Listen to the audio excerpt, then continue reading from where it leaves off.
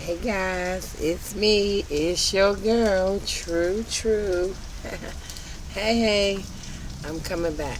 I told you I would be back to talk to you about what we last talked about, and that was the relationship trauma. And when we ended, we stated that I stated to you guys, we own no one. People is what I said, right? So guess what? Here we go. We own no one.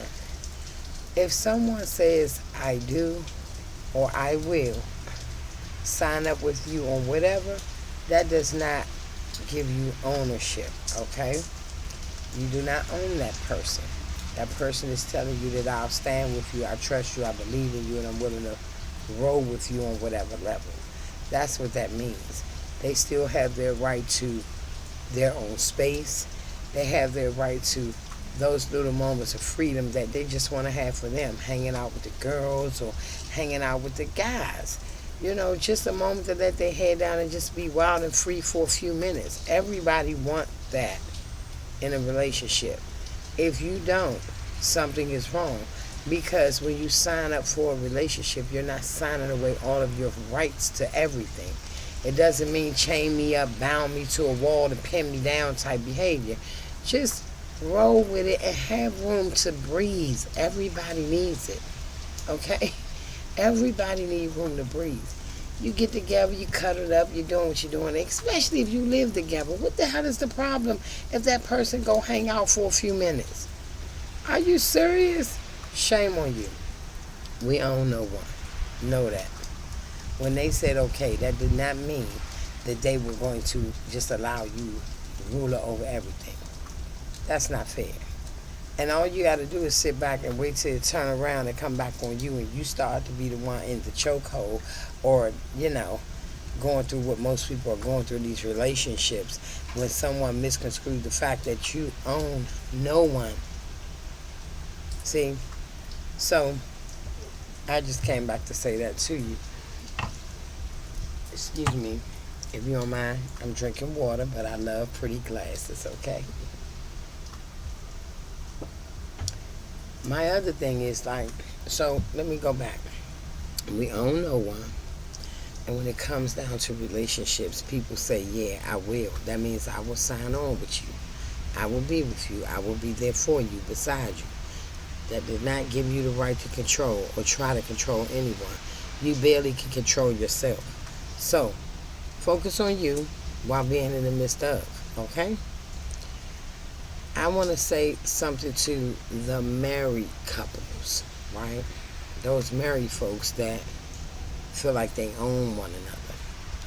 That does not mean ownership, right? And the reason so many relationships are facing trauma is for the biggest factor of all. Something dies, right? A lot of us are going through the thing of being in a marriage and feeling like abuse, disrespect. And when I say abuse, I'm talking whether it's physical, mental, emotional abuse. It's not okay in any form, okay?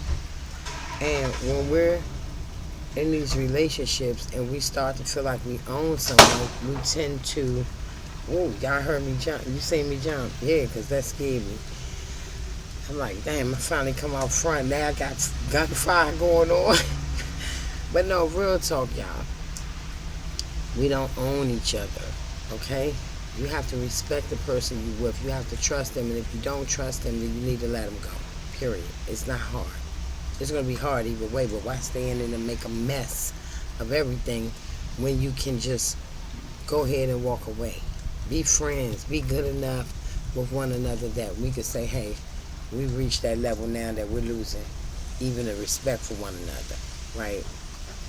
That would go a long way in whatever it is you feel the need to break yourself free of. But when it comes to owning, and you don't want to own, and you don't want to do anything to trick and manipulate a person into being with you, you don't ever want to do that. Because when you grow up enough and you realize, wow, I shouldn't have done that, I don't need that right there like that, I don't need to chokehold this person anymore. Now that person can't go nowhere because you did all kinds of trickery and manipulation. So now you can't get rid of them. Now you that's the worst. That's the worst battle right there. Anyway, I wanted to throw something out there to you, right? Because you have people that I want to definitely speak to the marriages right now, because you have people in these marriages and they are going through turmoil, and they're sitting around saying, well, I vowed, I said I would do this till death do us part. You know, through sickness and health, better or worse, honor and obey till death do us part is what you say when you're at that altar. A lot of people up there get married and they don't even know what the hell they're saying. They just so quick to look pretty and handsome, have this big lavish thing going on and all the rings and the money that you put out, and you don't even know what the hell you saying at the altar. Okay? That's what you vowed to do. For better or worse, sickness and health, to death do us part. And it did say for the woman to honor and obey her husband. But guess what? Don't get this confused, fellas. She can't obey something that don't obey God. If he's not lined up with you, what the hell is she listening to you for anyway? So get your head together if you want it to be that way. And if it's lined up right, it won't be an obedience that you're looking for in the form of control. It will be a submissive obedience, so you don't have to even ask. She already know. She'll already know what to do. Trust me. Believe me. But real talk, it says till death do us part. So now I look at things in a way where I'm like, man, okay, death do you part, whether that person, okay, you got death do you part, and then you got adultery. You got to pass either way. God said, well, I put together, no man take asunder, no man come between it. However, there is it's an exit point on either end, right? That says it's okay for you to move forward. If that person has committed a wrongdoing, as far as adultery, that's what's written. But if they're beating you up or mistreating you, I don't think God would want someone to sign up for that. I know I'm not going to sign up for it, and I don't think he would want me to be there. So I'm not going to stick around for it, okay? But the thing we forget is, when that person physically dies, right, God has truly called him home. That means you are free to move about. You are free to move on. You are free to remarry, socialize, live, and keep living. He didn't call for you. He called for them. So that means you need to keep moving. You know, you can't just sit around and be stuck. I understand it hurt. We know grief goes a long way. And one thing for certain, when someone passes away, we're not going to ever forget them. And every time you think of them, that same hurt, that same pain, that same grief is right there at the surface. So, guess what? But if he didn't call for you, that means you had work to do. So keep going. Okay? But the biggest thing of it all is, in that wording, till death do us part, we miss a lot of things in that. See, if the death be communication, the commitment itself, the friendship, and the loyalty has already died, then death has done you part. You know, and sometimes separation and falling back will bring some people together even stronger and better than ever. I truly believe that, if it is destined to be, okay? But sometimes you gotta even look at the fact, did I even marry who God had for me? If it was the one that God had for me, then I wouldn't even be sitting here having a moment of doubt, because you'll be in a moment of bliss. But we as people tend to like to pick our own stuff, and we like to make our own choices, and we look at people in a lustful eye sometimes. And with that being said, here we are in a relationship that we was never meant to be in sometimes. You understand?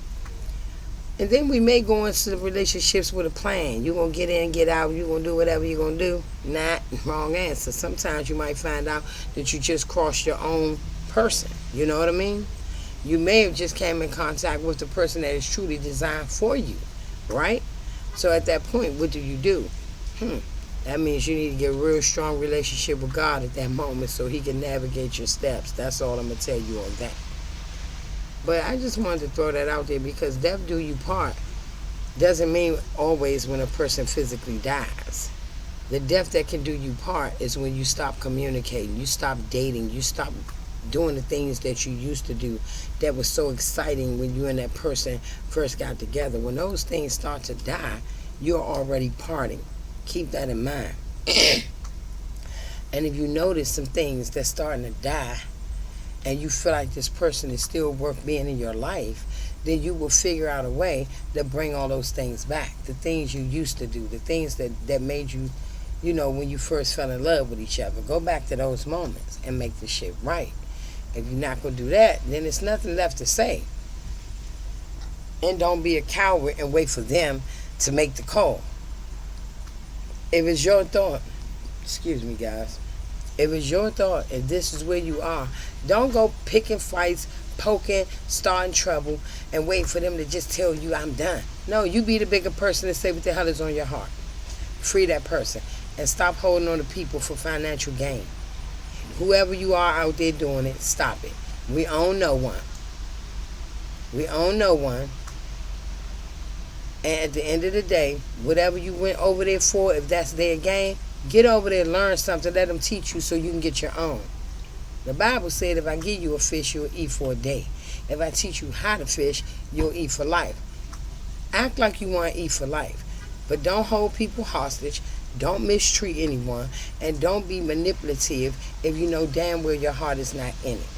And if you did step into something that you know you shouldn't have been in, then guess what? Make peace with your God and come up out of it. He'll bring you out.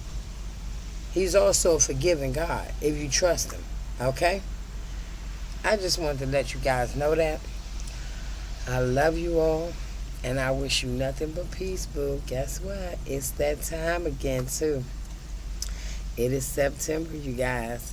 And you already know last year I had the best birthday ever watching my baby boy turn 18 years old. And guess what? We're on another adventure, okay? It's our birthdays, boo. That's right. And we're going to have a good time. So I just wanted to reach out to you guys and say that to you because, I'm hearing a lot of stuff when it comes to these relationships. And what break my heart the most is the marriages that are sitting here hollering, oh, I'm done, I'm getting divorced, da-da-da. What the hell are you getting divorced for? Half of the people that jump into these marriages won't even get themselves the privilege of going to marriage counseling before they say I do. So you halfway don't even know what you were signing up for in the beginning. Now stuff get a little tough, or you want to be selfish, and now you're ready for a divorce. You first better know how to balance out whatever it is you're trying to do in any situation. You have to be in a relationship before you ever get married. So if you don't know how to balance it out in the beginning, how you going to do better in a marriage? Real talk, okay? I love you guys, and I'll be back. Smooches. Mwah. No battery going dead, y'all. Boop, boop.